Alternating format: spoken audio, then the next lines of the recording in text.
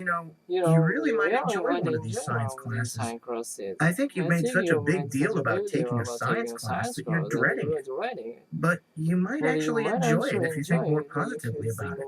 Okay, I'll try to do that. Listen, why don't you let me know what science class you decide to take, and then maybe I'll sign up for the same course and we can take it together. Now that sounds like a good idea. I'll do that.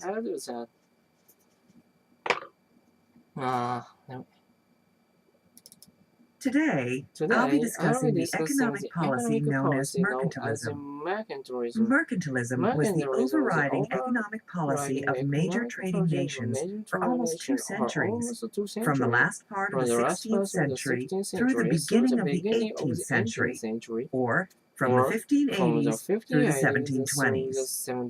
Mercantilism. Do you understand this word? It sounds kind of like the word merchant, and it's related in meaning to the word merchant.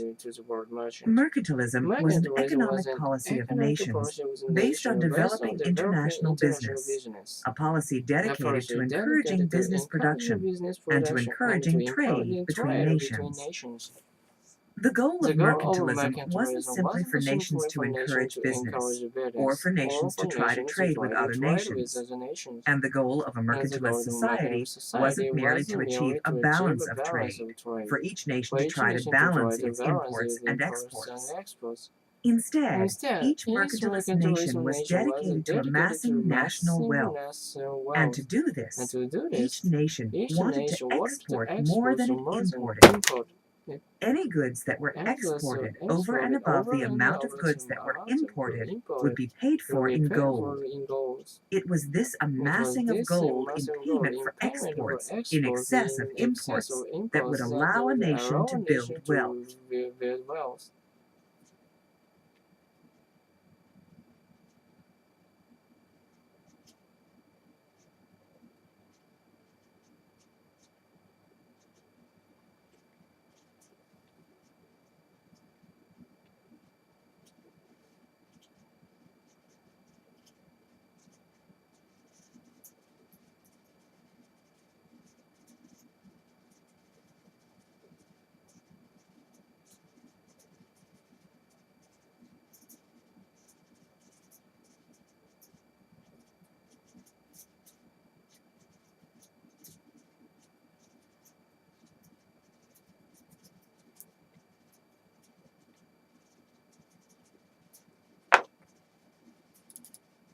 It was really surprising to scientists when they found out that Venus was so hot, because the clouds around Venus reflect almost all the light from the sun back into space. The small amount of sunlight that's able to filter through the clouds doesn't seem like anywhere near enough light to make the temperature on Venus so high.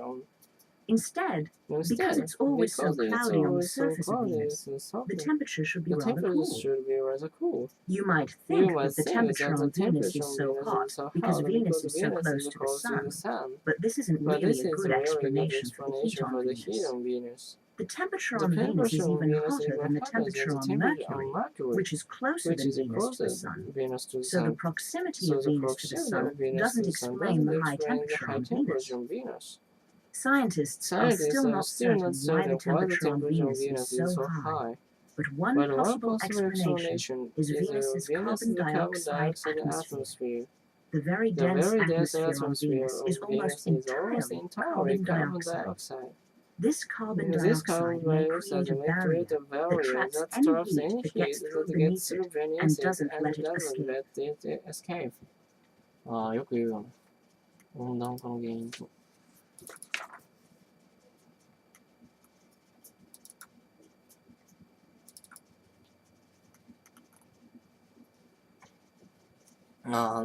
やべ。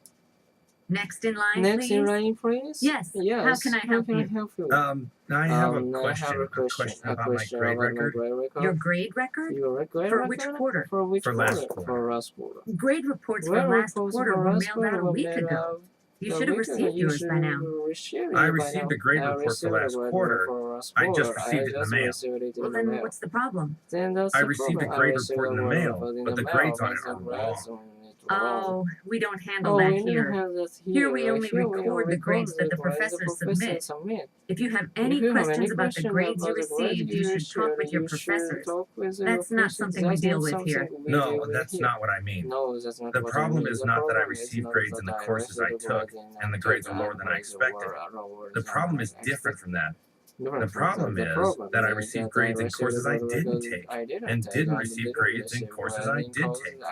And the grade report had your name on it? It did. You're saying that you received a grade report with your name on it, but that the courses listed on the grade report were courses you didn't take? That's really odd. Look, here's my grade report. That's my name at the top, Anthony Taylor, and that's my address, 320 4th Avenue, Apartment B. But those aren't the courses I took. That's your name and address on the grade report, but you didn't take the courses listed there? No. This grade report lists a biology course, and I didn't take biology. And it lists calculus, and I most certainly did not take calculus. It also lists courses in English and track that I didn't take. What courses did you take? I took courses in history, drama, philosophy, and composition. None of those are listed there. Well, this certainly isn't the correct grade report for you. Wait a minute. Let me look up something in my files on the computer. Okay. You said your name was Anthony Taylor? Yes. But what's your middle initial? B. I'm Anthony B. Taylor. And you took courses in history, drama, philosophy, and composition. Okay, I think I know what the problem is. We have two students here named Anthony Taylor. Really? There's another Anthony Taylor? Yes, but you're Anthony B. Taylor, and the other is Anthony M. Taylor. The courses listed for Anthony M. Taylor are history, drama, philosophy, and composition. These are the courses you took, and I think these must be your grades. So you think the grades for the two Anthony Taylors are mixed up? I got his grade report, and he got mine? Not exactly. I think his grades ended up on your grade report, and your grades ended up on his. I see. So what happens now? Let me check with your professors and make sure I have the correct information in the right places. Then I'll send out a new corrected grade report to you. And when should I have it? You probably won't have it for 2 weeks, because it may take that long to resolve the issue and then mail out new grade reports. That's fine, as long as the problem gets solved. It certainly will get solved.